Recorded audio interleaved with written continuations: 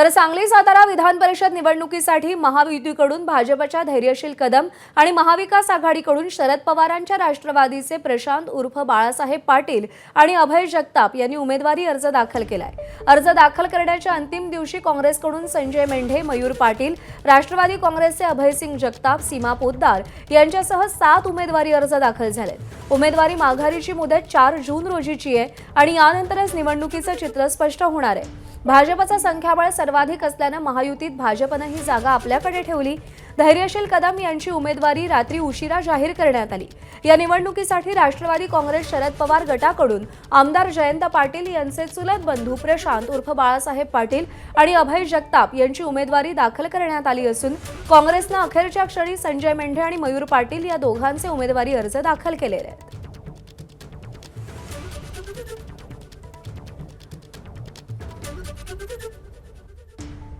खूप कार्यकर्त्यांचं मोहोळ ज्यांच्याबरोबर आहे, नेत्यांशी सगळ्यांची अतिशय आपुलकीचे संबंध आहेत। असे धैर्यशील कदमांची उमेदवारी नक्की झाली।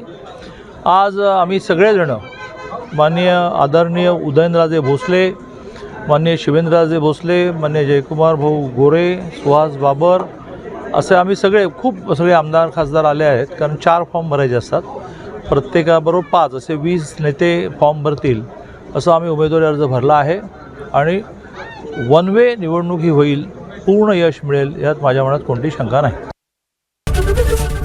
एबीपी माझा, उघडा डोळे बघा नीट।